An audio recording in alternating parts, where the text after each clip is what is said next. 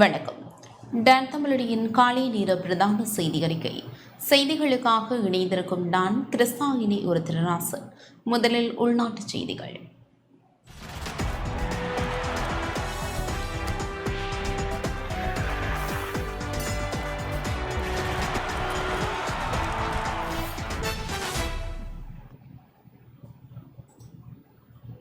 ஸ்ரீலங்கா சுதந்திர கட்சியின் முக்கிய கூட்டம் இன்று மாலை இடம்பெறவுள்ளது.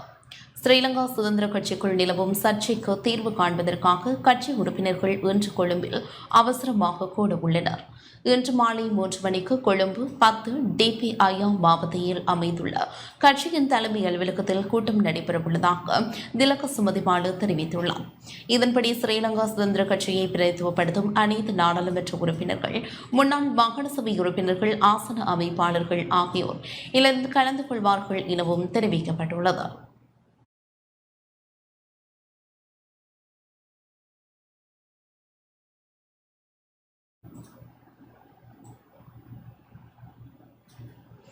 நாட்டில் இந்த வருடத்தின் இதுவரையான காலப்பகுதியில் மாத்திரம் 9 பேர் மலேரியா நோயால் பாதிக்கப்பட்டுள்ளனர் என தெரிவிக்கப்பட்டுள்ளது. இந்த வருடத்தின் இதுவரையான காலப்பகுதியில் மாத்திரம் நாட்டில் 9 பேர் மலேரியா நோயால் பாதிக்கப்பட்டுள்ளனர் என மலேரியா கட்டுப்பாட்டு பிரிவின் சமூக வைத்திய நிபுணர் புபுது குலஸ்ரீ தெரிவித்துள்ளார். உலக மலேரியா தினத்தை முன்னிட்டு சுகாதார மேம்பாட்டு பணியகத்தில் இடம்பெற்ற செய்தியாளர் சந்திப்பில் கலந்து கொண்டு கருத்து தெரிவிக்கும் போதே அவர் இந்த விடயத்தை குறிப்பிட்டார். ஆப்பிரிக்க நாடுகளுக்கு சென்று மீண்டும் நாடு திரும்பியவர்களே மலேரியா நோயால் அதிக அளவில் பாதிக்கப்பட்டுள்ளதாக மலேரியா கட்டுப்பாட்டு பிரிவின் சமூக வைத்திய நிபுணர் புபுது குலஸ்ரீ தெரிவித்துள்ளார்.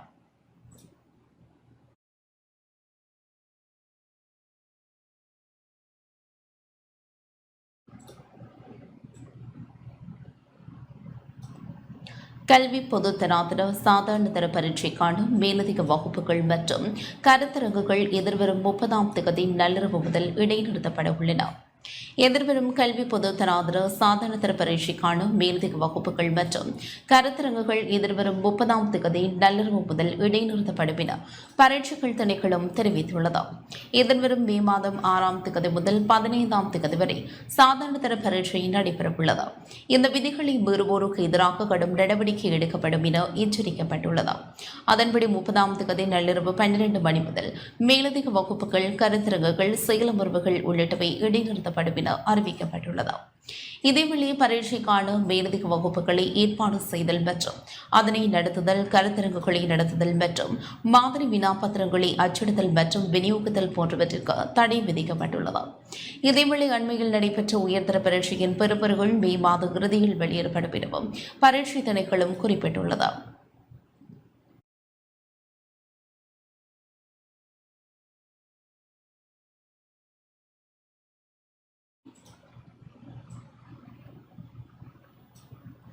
இறக்குமதி செய்யப்படும் பால்மாவின் விலை குறைக்கப்பட்டுள்ளது. இன்று முதல் நடைமுறைக்கு வரும் வகையில் இறக்குமதி செய்யப்படும் பால்மாவின் விலை குறைக்கப்படுவதாக பால்மா இறக்குமதியாளர்கள் சங்கம் அறிவித்துள்ளது. அதன் அடிப்படையில் 1 கிலோகிராம் பால்மா பாக்கெட் ஒன்றின் விலை 250 முதல் 300 ரூபாயாலும், 400 கிராம் பால்மா பாக்கெட் ஒன்றின் விலை 100 முதல் 130 ரூபாயினாலும் குறைக்கப்படுவதாக அறிவிக்கப்பட்டுள்ளது.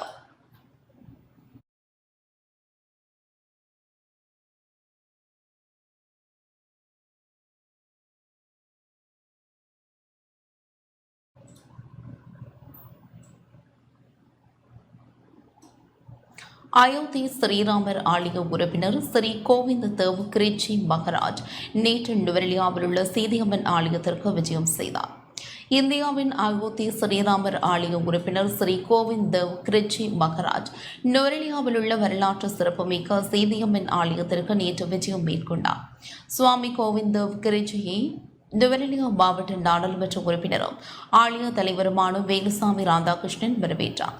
தொடர்ந்தும் பாடசாலை மாணவ மாணவிகளால் பறை இசைக்கப்பட்டு மேளவாத்தியங்களுடன் வரவேற்பு நடனம் இடம்பெற்றது.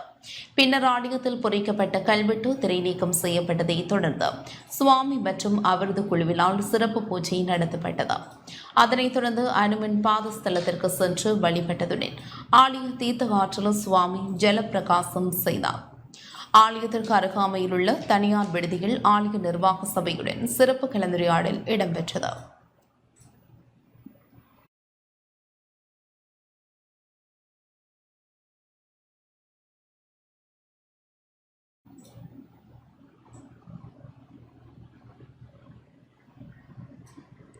வவுனியா வெடுக்கனாறு மலையில் ஆலய பூசகர் உள்ளிட்ட 8 பேர் கைது செய்யப்பட்டமை தொடர்பில் மனித உரிமை ஆணைக்குழுவினால் போலீசார் மற்றும் மனிதவள வளம் திணைக்களம் அதிகாரிகளிடம் விசாரணை நடத்தியது.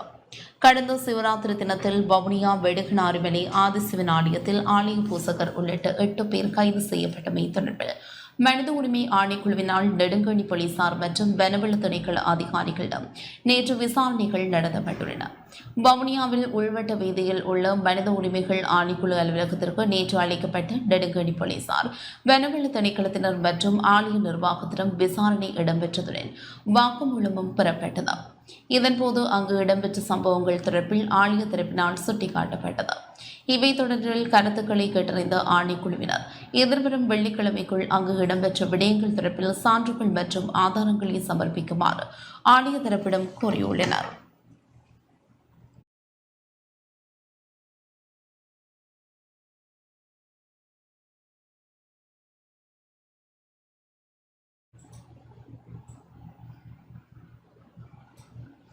ஈரான் ஜனாதிபதி இப்ராஹிம் ரைசி இன்று இலங்கைக்கு விஜயம் செய்ததுடன் உமாவுயா பல்நோக்கு அபிவிருத்தி திட்டத்தை திறந்து வைத்தார்.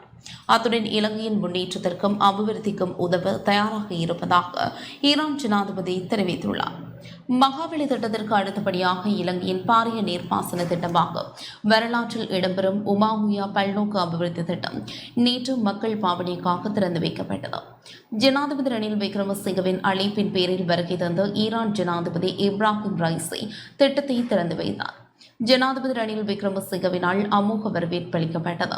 இரு நாட்டு தலைவர்களும் பெயர் பலகையை திரைநீக்கம் செய்து உமாவுயா பல்நோக்கு அபிவிருத்தி திட்டத்தை மக்களிடம் கையளித்ததுடன் டிஜிட்டல் தொழில்நுட்ப முறையினூடாக மின் உற்பத்தி இயந்திரங்களை இயக்கி பணிகளை ஆரம்பித்து வைத்தனர். உமாவுயா பல்நோக்கு அபிவிருத்தி திட்ட அங்குரார்ப்பண நிகழ்வில் பங்கேற்பதற்காக ஈரான் ஜனாதிபதி இப்ராஹிம் ரைசி மற்றும் அவரது பாரியார் உள்ளிட்ட குழுவினர் நேற்று காலை பத்தள விமான நிலையத்தின் ஊடாக நாட்டை வந்திருந்தனர். இதன்போது ஈரான் ஜனாதிபதி தலைமையிலான குழுவினருக்கும் பிரதமர் தினேஷ் குணவர்த்தனம் மற்றும் அமைச்சர்களால் வரவேற்பு அளிக்கப்பட்டது. ஜனாதிபதி ரணில் விக்ரமசிங்கவின் விசேட அழைப்பின் பேரில் ஈரான் ஜனாதிபதி ஒருநாள் உத்தியோகபூர்வ விஜயத்தை மேற்கொண்டு இலங்கைக்கு விஜயம் செய்ததுடன் 2008 ஏப்ரல் மாதத்தில் அப்போதைய ஈரான் ஜனாதிபதி முகமது அகமதி நெஜாட்டின் இலங்கை விஜயத்திற்கு பின்னர் ஈரான் ஜனாதிபதி ஒருவர் இலங்கைக்கு விஜயம் செய்வது இதுவே முதல் தடவையாகும். தனது வருகையை குறிக்கும் வகையில் ஈரான் ஜனாதிபதி வத்தல விமான நிலையத்தை விருந்தினர் குறிப்பீட்டில் பதிவிட்டார். உமாவுயா பல்நோக்கு அபிவிருத்தி திட்டம் என்பது தேசிய முக்கியத்துவம் வாய்ந்த திட்டமாகும். தென்கிழக்கு பகுதியின் உலர் வலயத்தில் நிலவும் நீர் பற்றாக்குறையை தணிப்பதற்காக சுற்றுச்சூழலுக்கும் நீர் மூலங்களுக்கும் பாதிப்பு ஏற்படாத வகையில் உமாவுயாவில் வருடாந்தம் சேரும் 145 கனமீட்டர் நீருக்கும் அதிகமான நீரை கிரந்தி ஓயாவுக்கு அனுப்புவதே இந்த திட்டத்தின் பிரதான நோக்கமாகும்.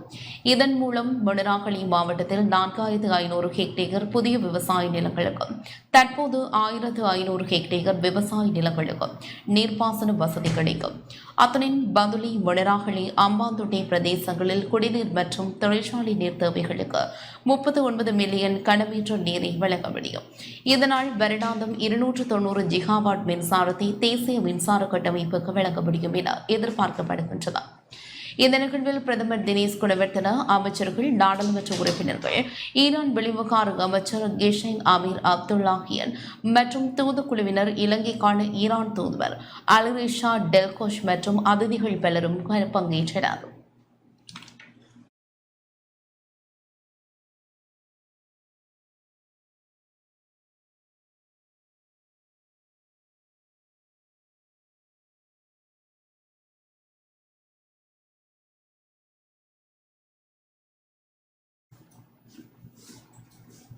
நிகழ்வில் உரையாற்றிய ஜனாதிபதி ரணில் விக்ரமசிங்கே ஈரானுடன் நெருக்கமான உறவுகளை பலப்படுத்த இருப்பதாக தெரிவித்தார்.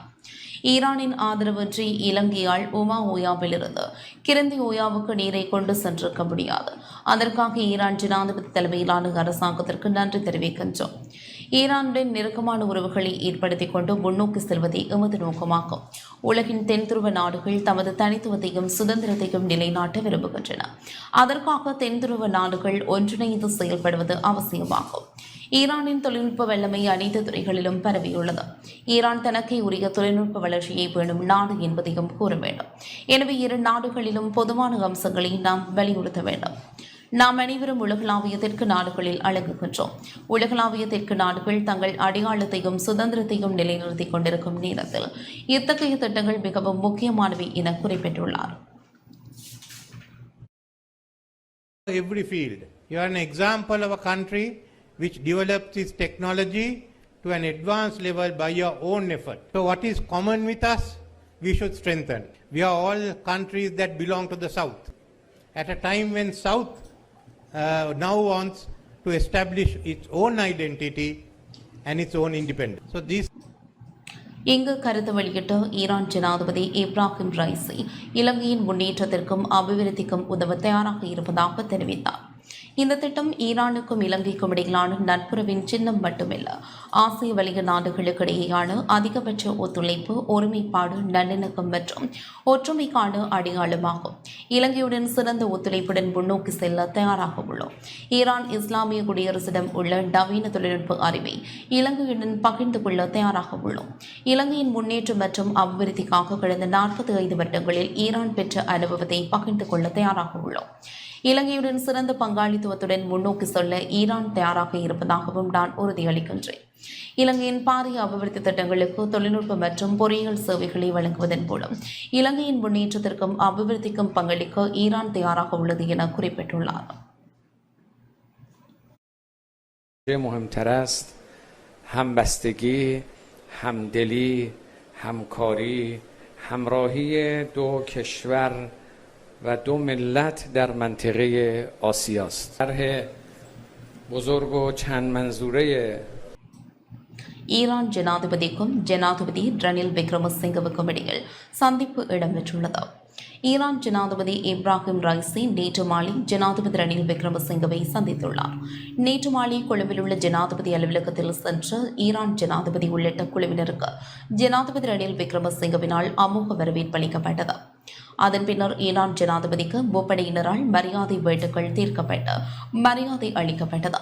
அதனைத் தொடர்ந்து ஈரான் ஜனாதிபதிக்கும் ஜனாதிபதி ரணில் விக்ரமசிங்கவுக்கும் இடையிலான உத்தியோகபூர்வ சந்திப்பு ஜனாதிபதி அலுவலகத்தில் இடம்பெற்றதைத் தொடர்ந்து இரு நாட்டு பிரதிநிதிகளுக்கும் இடையில் இருதரப்பு சந்திப்பொன்று இடம்பெற்றுள்ளது. இதன்போது ஈரானுக்கும் இலங்கைக்கும் இடையிலான இருதரப்பு உறவுகளை வலுப்படுத்தும் நோக்கத்தில் 5 புரிந்துணர்வு ஒப்பந்தங்கள் கைச்சாத்திடப்பட்டன.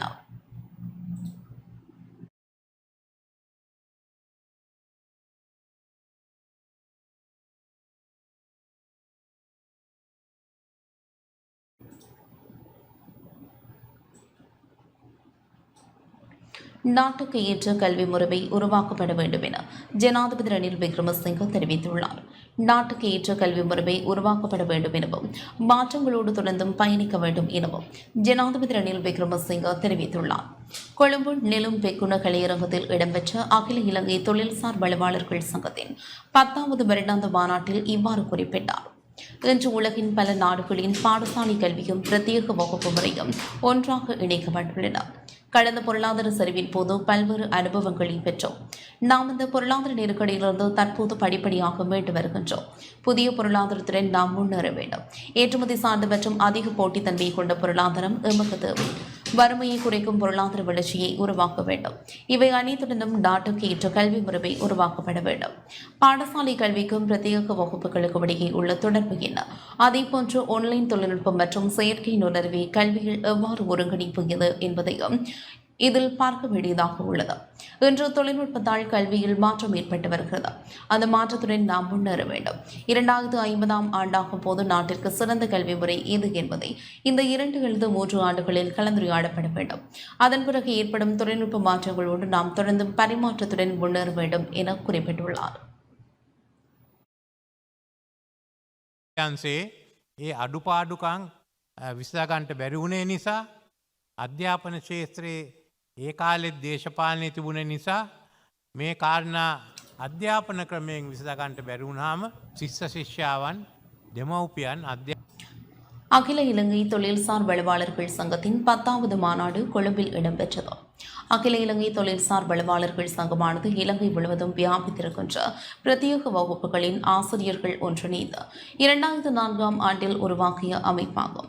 அகில இலங்கை தொழில்சார் வலுவாளர்கள் சங்கத்தின் ஆரம்ப அங்கத்தவர்களில் ஒருவரான KRE சிங்கவுக்கு சிரேஷ்ட வலுவாளருக்கான விருதும் ஏனைய வலுவாளர்களுக்கான விருதுகளும் ஜனாதிபதியினால் வழங்கப்பட்டன. சிறப்பு விருந்தினராக பங்கேற்ற ஜனாதிபதிக்கு வலுவாளர்கள் சங்கத்தின் தலைவர் ரவீந்திர பண்டாரவினால் நினைவு பரிசு வழங்கப்பட்டது. இந்த நிகழ்வில் ராஜாங்க அமைச்சர் ரஞ்சித் சேம்பலப்பட்டிய அகில இலங்கை தொழில்சார் வலுவாளர்கள் சங்க பொதுச் செயலாளர் மஹின் ஜேக்கப், பொருளாளர் ஆசிரி சம்பத், தேசிய அமைப்பாளர் ஜனக கிருஷாந்த் உள்ளிட்ட செயற்குழு உறுப்பினர்கள், இலங்கையின் தொழில்சார் வலுவாளர்கள் உள்ளிட்ட பலரும் பங்கேற்றனர்.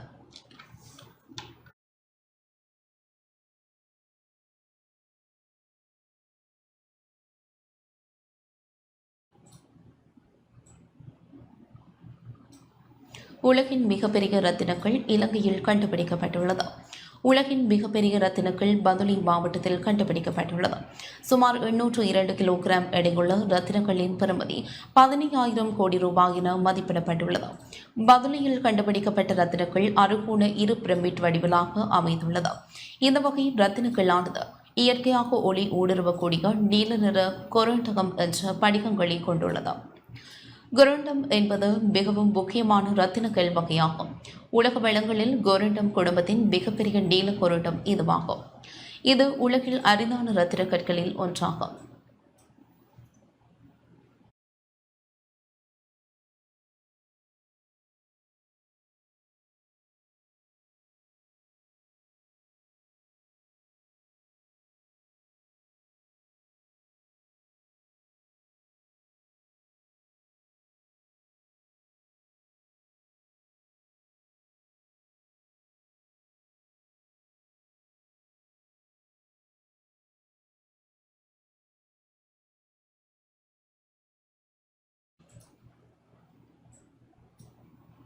தொடர்பான உலகச் செய்திகள்.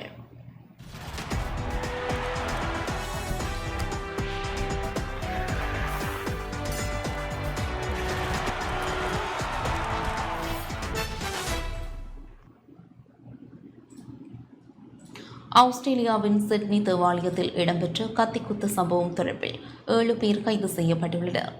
ஆஸ்திரேலியாவின் சிட்னி தேவாலயத்தில் 1000 மீது இடம்பெற்ற கத்திக்குத்து தாக்குதல் சம்பவம் தொடர்பில் சிட்னியில் பல பகுதிகளில் பயங்கரவாத எதிர்ப்பு பிரிவினர் நடத்திய தேடுதல் நடவடிக்கைகளின் போது 7 பேர் கைது செய்யப்பட்டுள்ளனர். கத்திக்குத்து தொடர்பில் பாரிய தேடுதல் நடவடிக்கை இடம்பெறுவதாக ஆஸ்திரேலியாவின் போலீஸ் ஆணையாளர் ரீஸ் கெர்சோவ் தெரிவித்துள்ளார். நேற்று இடம்பெற்ற தேடுதல் நடவடிக்கையின் போது இந்த 7 பேரும் கைது செய்யப்பட்டுள்ளனர். மத ரீதியாக தூண்டப்பட்ட வன்முறை தீவிர சித்தாந்தத்தினால் ஈர்க்கப்பட்டிருந்த 7 பேரை இவ்வாறு கைது செய்யப்பட்டனர். 13 இடங்களில் தேடுதல் நடவடிக்கைகள் இடம்பெற்றதுடன் 15, 16 மற்றும் 17 வயதான 7 பேர் கைது செய்யப்பட்டுள்ளனர் என போலீசார் தெரிவித்துள்ளனர். கைது செய்யப்பட்டவர்கள் ஒருவருக்கொருவர் நன்கு அறிமுகமானவர்கள் என்பதுடன் பொதுவான நோக்கத்திற்காக இணைந்திருந்தனர் என அதிகாரிகள் குறிப்பிட்டுள்ளனர்.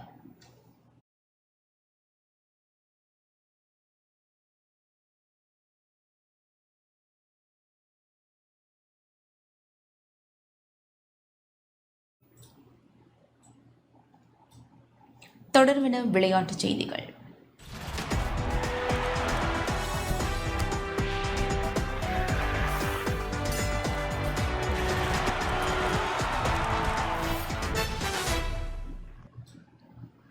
ஆசிய கனிஷ்ட பி வல்லுநர் போட்டியில் இலங்கையின் நெத்மிகா பதுஷானி கேரத் வெள்ளிப்பதக்கம் பெற்றுள்ளார். ஐக்கிய அரபு ராச்சியத்தின் துபாய் சர்வதேச விளையாட்டரங்கில் நேற்று ஆரம்பமான 21வது ஆசிய கனிஷ்ட பி வல்லுநர் போட்டியில் இலங்கையின் பெண்கள் அணி தலைவி நெத்மிகா பதுஷானி கேரத் வெள்ளிப்பதக்கம் பெற்றுள்ளார். துபாய் விளையாட்டரங்கில் இலங்கை நேரப்படி இரவு 9 மணிக்கு ஆரம்பமான பெண்களுக்கான ஒப்பாச்சல் போட்டியிலேயே மதுஷானி கேரத் வெள்ளிப்பதக்கத்தை வென்றார். இம்முறை ஆசிய கனிஷ்ட மெய்வல்லுநர் போட்டியில் இலங்கைக்கு கிடைத்த முதலாவது பதக்கம் இதுவாகும். அவர் 13க்கு 1 மீட்டர் என்ற தூரத்தில் பாய்தி வெள்ளிப்பதக்கத்தை வென்றெடுத்தார். 2014ஆம் ஆண்டு ஆசிய கனிஷ்ட மெய்வல்லுநர் போட்டிகள் விதுஷா லக்ஷானி முப்பாச்சலினால் பதக்கம் வென்ற பின்னர் இலங்கைக்கு இதே நிகழ்ச்சியில் கிடைத்த 2வது பதக்கம் இதுவாகும். அத்துடன் ஆசிய கனிஷ்ட மெய்வல்லுநர் போட்டி வரலாற்றில் 1986 இலங்கைக்கு கிடைத்த 36வது பதக்கம் இதுவாகும்.